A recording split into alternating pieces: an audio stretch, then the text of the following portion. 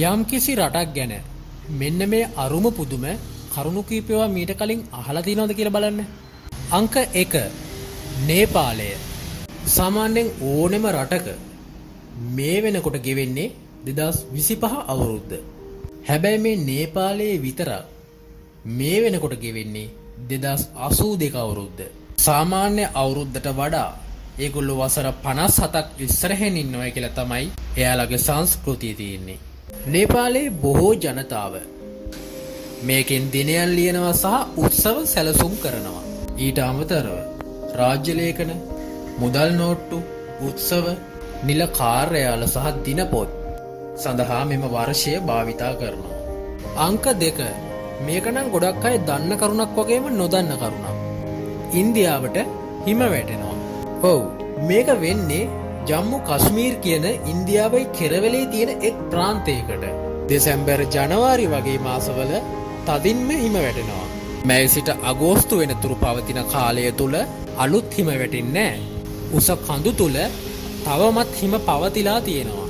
ඒ නිසා ගිම්හාන කාලයේදී ලස්සන හිම දැක ගන්න පුළුවන් කඳුවල.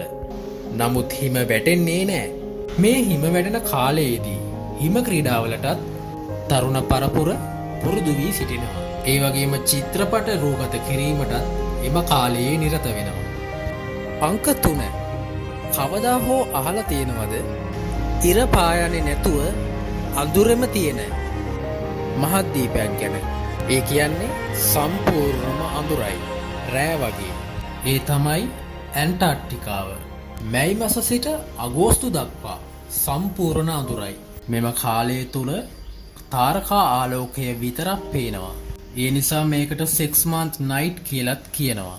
ඒ වගේම ඔයා අහලා ඇති ඉර නොබසින අධිරාජ්‍යයන් ගැන.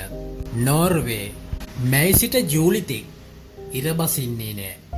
ෆින්ලන්තයේත් උතුරු ප්‍රදේශවල ඉර බසින්නේ නැති කාලයක් තියෙනවා. ඒ අතර ස්වීඩන්, අයිස්ලන්තය, කැනඩාවේ උතුරු ප්‍රදේශ සහ රුසියාවේ උතුරු ප්‍රදේශ ඉර බසින්නේ නැති කාල තියෙනවා. එම නිසා මේ රටවල් වලට මිඩ්නයිට් සන් කන්ට්‍රීස් ලෙසින් හැඳින්වේ. නැවතත් එම රටවල් සඳහාම ඉර නැති කාලය ලෙස මාස කිහිපයක් උදා වෙයි. ඒ වන විට දිනය පුරාම අඳුරුයි. එම කාලය පෝලර් නයිට් ලෙස හැඳින්වේ. හරි අංක 4 ඔබ අහලා තියෙනවද ජපානයේ ස්වභාවික උණු ජලය නාන තැන් ගැන? නාන ස්ථානවලට කියන්නේ ජපන් ජනතාව ඔන්සන් කියලා. මෙය ස්වභාවිකව ඇතිවීමට හේතුව තමයි රිං ඔෆ් ෆයර්. මෙය පැසිෆික් සාගරය වටා පවතින ගෝලයක් වගේ තියෙන ආකාරයක කලාපයක්. මෙම කලාපයේ ගණන් කිරීමට බැරි භූකම්පන වගේම ගිනි කඳුද පවතිනවා. ජපානයේ මේ රිං ඔෆ් ෆයර් කියන එකේම මැද තියෙන රටක් ලෙස හැඳින්වෙයි. එම නිසා ඔවුන්ට ගිනි කඳු සහ ඔන්සන් වගේ ස්ථාන ස්වභාවිකවම හටගන්නවා. මෙම ජලය තුල ඇසිඩ් ගන්ධකය, මැග්නීසියම් වගේ khනිජ තියෙන නිසා සෞඛ්‍ය සම්පන්න නාන තැන් ලෙස මිනිසුන් හඳුනාගෙන තියෙනවා. මොනවද මේ වගේ ලැබෙන සෞඛ්‍ය ලාභ? සන්ධි වේදනා නැතිවීම, මානසික සංසුන් සහිත වීම, ඒ වගේම සමටත් ඊටාම සත්කාරයි.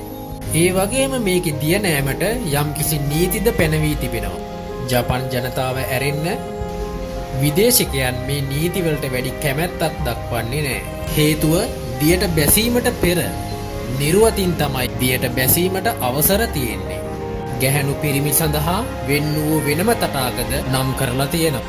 ඒ වගේම ඒ ආකාරයෙන් බේදකින් තොරව නාන්න පුළුවන් තැනුත් ඉදි කරලා තියෙනවා. ඒ වගේම ටැටූ තියන අයටත් මෙය දිය තුලට බැසීමට වැඩි අවසරයක් නැහැ.